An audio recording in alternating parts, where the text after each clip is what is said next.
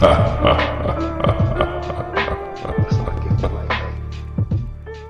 is apophenia?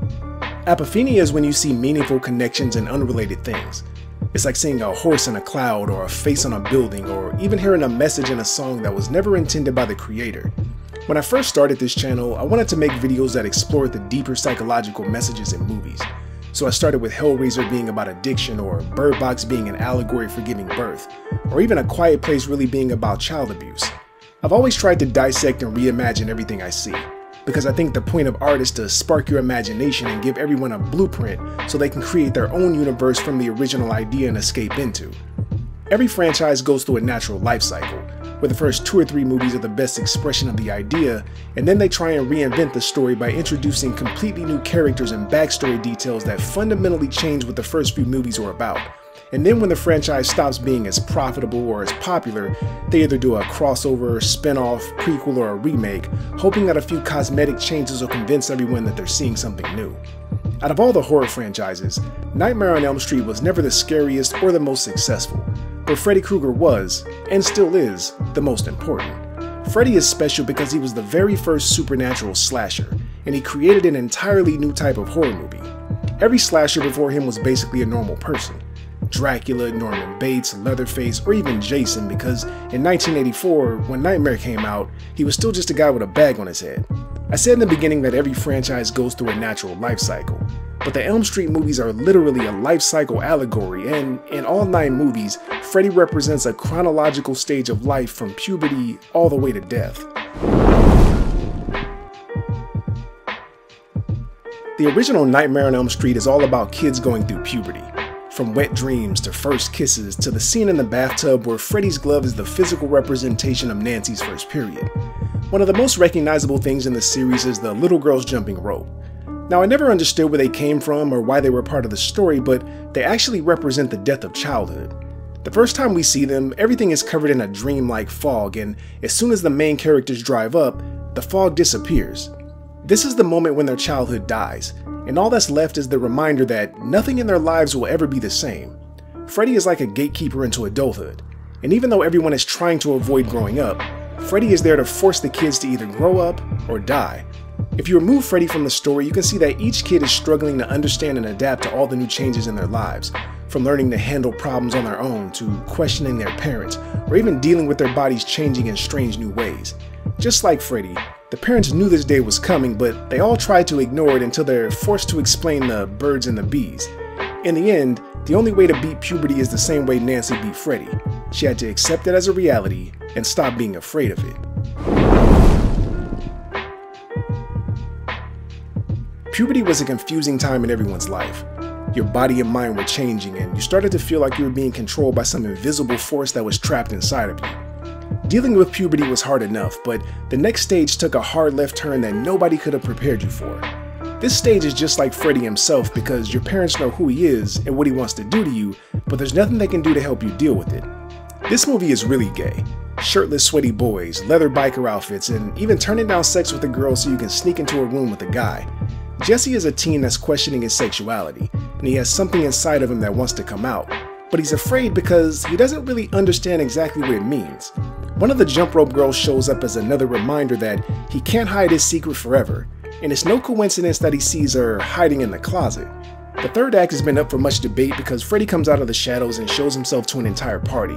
But if you look at this as a boy struggling with his sexuality, this is Jesse coming out and telling everyone that he's gay.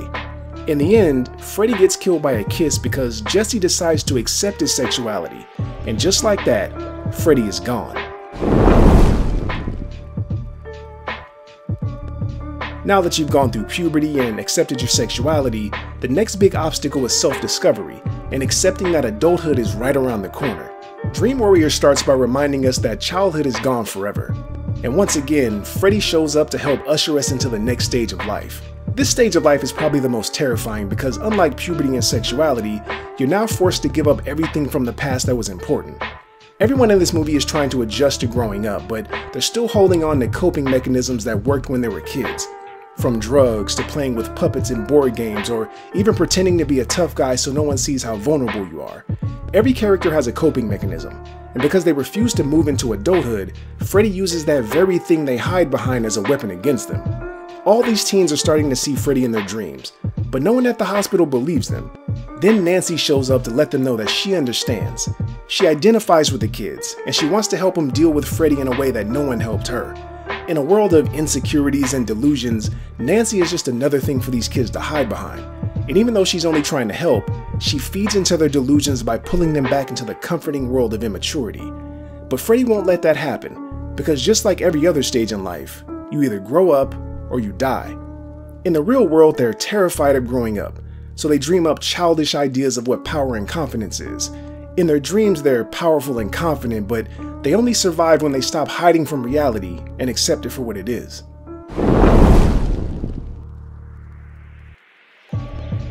Now that you've conquered puberty, sexuality, and learning to transition into adulthood, the next big challenge is figuring out what type of person you're going to be. Now it's easy to end high school full of confidence, and then you suddenly realize that everything you loved as a kid is no longer cool. Some of us had great role models to teach us about life, but for everyone else, they had to absorb different things from random people to form their new identity. And this is exactly what Alice does. As characters are killed off one by one, Alice manages to absorb personality traits and physical abilities from each of them. We start with a few of the kids from the last movie, and even though they survived Freddy once, they went right back to hiding behind the same bad coping mechanisms. But Freddy comes back to remind them that they either have to grow up or die. The new characters struggle to balance all of life's new adult responsibilities like work, school, dealing with their parents' expectations, and even having the confidence to be themselves without fear.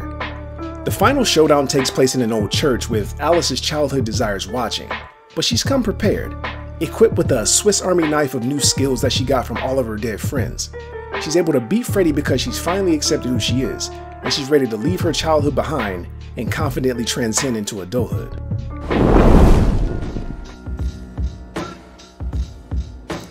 This movie is all about parenthood and kids, from Alice's nightmares to the creepy kid that's always hanging around, or even learning the story of Freddy's mom, a nun that was raped by 100 maniacs. Unlike the rest of the series, the Dream Child has the same protagonist as the last one, but even though Alice didn't die, she did get pregnant. And just like every other stage in life, as soon as you think you got it all figured out, Freddy shows up to force you into something that you're not prepared for. Alice spends most of the movie stressed out, confused, and alone. She's overwhelmed by her pregnancy, and her baby's father is only making it worse because he's trying to avoid the reality that after he has a baby, his life will never be the same. But you know what happens when you don't grow up. Freddy shows up to make sure he understands that he either accepts this new stage of life or he dies. Just like the last stage, Alice beats Freddy when she accepts her new responsibilities as a mother, and all that's left of Freddy is the reminder that she can never go back to being a child.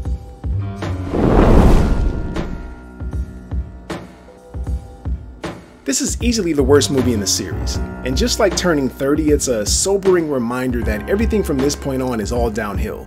The final nightmare represents a point of no return. The once terrifying Freddy is now a caricature of himself.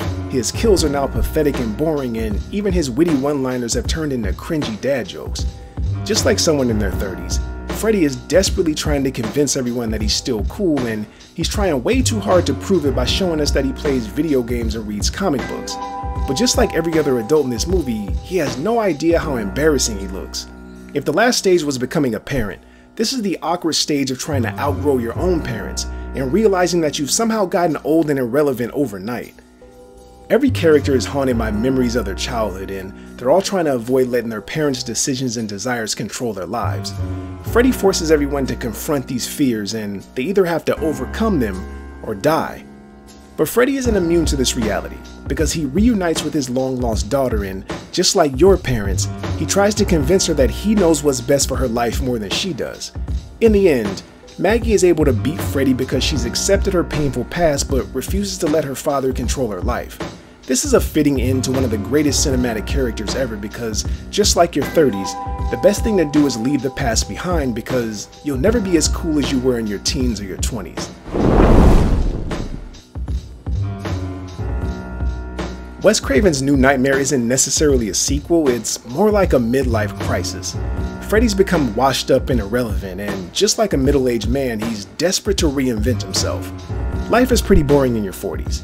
You go to work, you pay your bills, and you fantasize about the time in high school when you scored 4 touchdowns in one game. But just when you thought there was nothing else to look forward to, Freddy is back with a new look and a new attitude, and he feels like he's more real now than he's ever been before.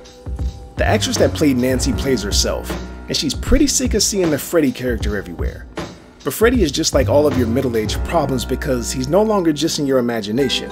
He's now alive in the real world. Like many of your bad decisions from the past, Freddy hasn't come back for you, he's here for your kids. And now you have to find a way to beat the demons from the past that you never thought you'd have to deal with. Nancy ends up killing Freddy because she refuses to let him ruin her life and her relationship with her son. And she accepts the reality that her fear, regrets, and all of her middle-aged problems are all just in her imagination.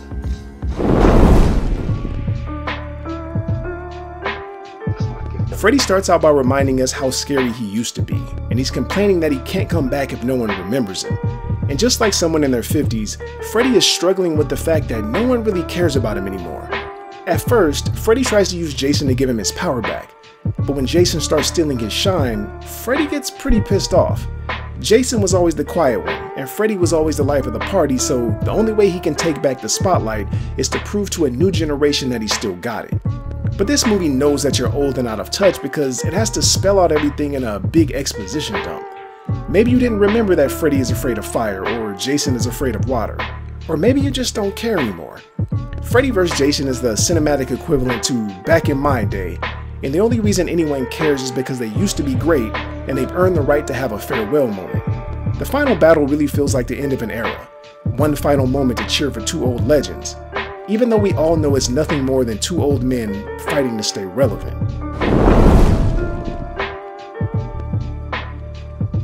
This remake is like the final days of your life.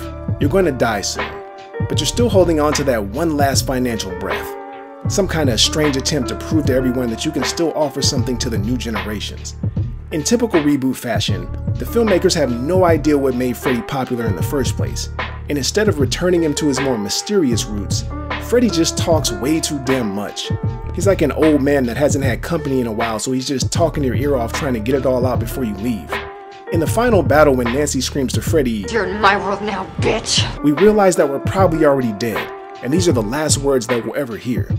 With that line, the series dies, and we're ready to leave it and its allegory for life behind. We've been through 9 movies that have guided us from puberty all the way to death. We've had some fun, killed a lot of teenagers, and changed the horror genre forever. But now all we are is a memory.